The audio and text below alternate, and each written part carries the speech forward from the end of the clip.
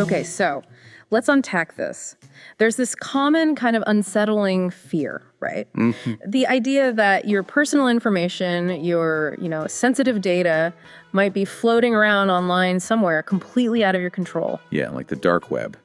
It definitely taps into that feeling of vulnerability we all have now. Exactly. We hear about the dark web, this part of the internet. You can't just Google, you need special software. And yeah, it's known as a marketplace for stolen data. Sounds, I don't know, a bit sci-fi. A bit, but it's unfortunately very real.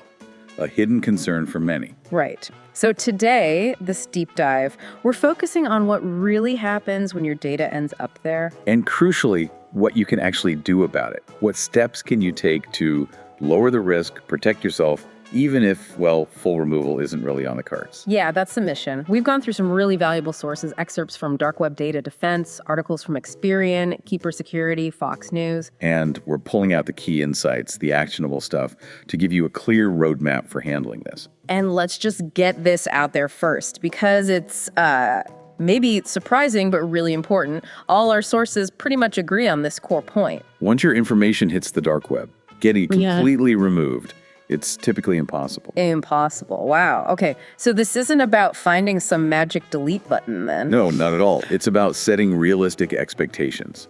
Knowing this fact is actually step one in building a smart, proactive defense. So facing that uncomfortable reality is actually empowering. Absolutely. It might feel a bit daunting, sure. But understanding that foundational truth that you can't just erase it is what lets you take control. How so? Because it shifts the focus. It's not about wiping the slate clean, because you can't. It's about knowing it's out there so you can prevent future problems and manage the exposure you already have. Okay, so it's like you can't unspill the milk, but you can definitely stop more milk from spilling and clean up the mess effectively. That's a great way to put it. It's foundational knowledge for taking empowered action, not admitting defeat. Got it. So if we accept that reality, what's the first actual action? The first line of defense? Okay, first step, proactive monitoring. You need to regularly check if your personal info has popped up on the dark web. How does that work? Is it just like a Google search? No, not quite. It's much deeper. Our sources mention services like Delete Philly, for example. Yeah. These aren't just checking standard breach lists you might hear about.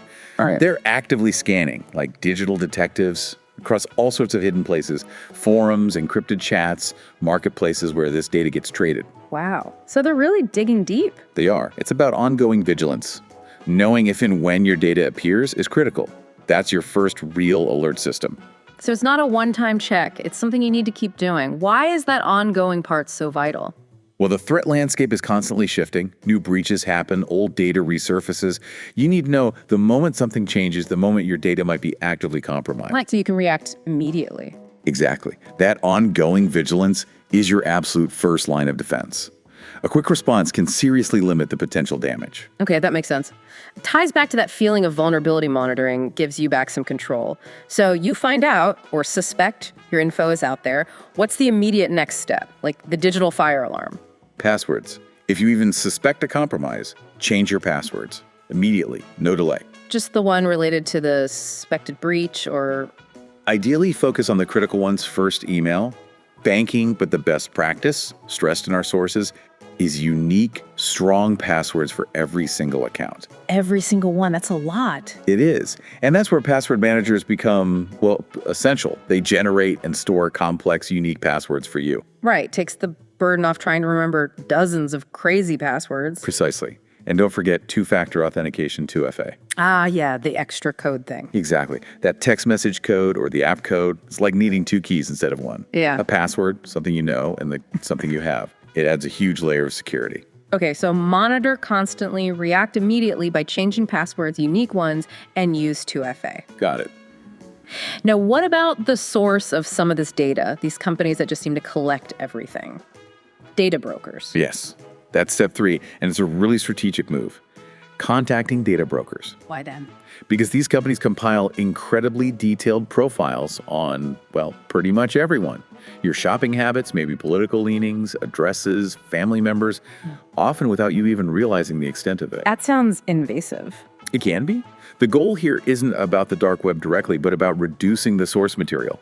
You request they remove your information from their databases. Okay, but how does removing it from a regular data broker help with stuff already on the dark web? Good question. It won't remove what's already on the dark web. Remember, that's likely permanent, but it limits future exposure.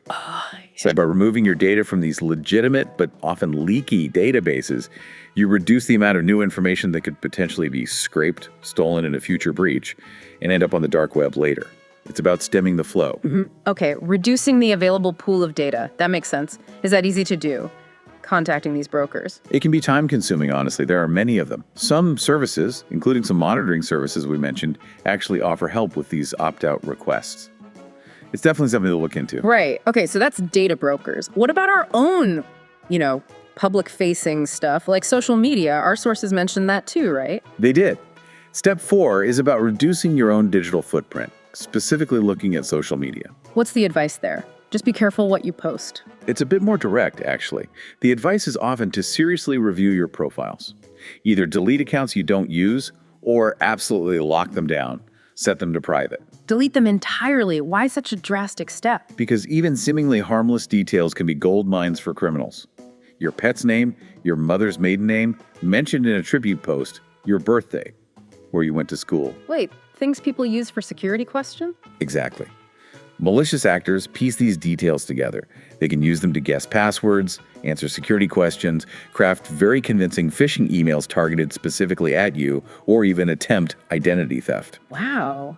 I never really thought about how those little details add up. A picture of your dog could inadvertently give away a password hint. It's surprising, but true. Reducing what's publicly available just makes you a harder target, less ammo for them to use. Okay, so lock down or delete old profiles.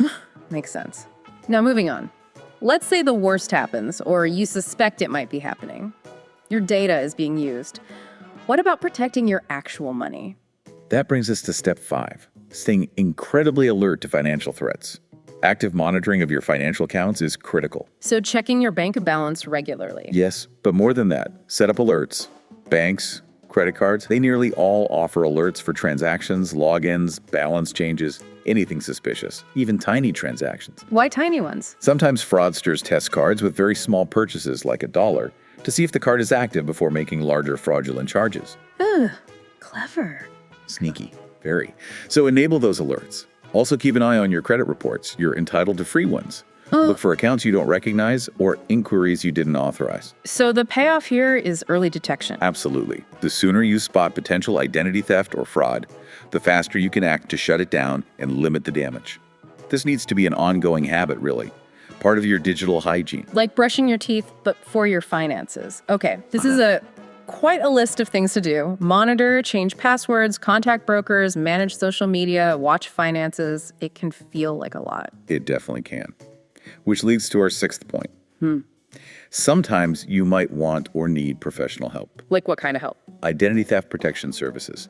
These companies specialize in this. What do they actually do? They offer comprehensive monitoring, often much deeper than what an individual can easily do across the web, dark web, credit reports, court records, and more. They provide alerts, and importantly, they usually offer restoration services. Restoration, meaning they help you fix it if your identity is stolen. Exactly. Dealing with identity theft can be incredibly stressful and time-consuming. Having experts help you navigate clearing your name, disputing charges, and restoring your credit can be invaluable.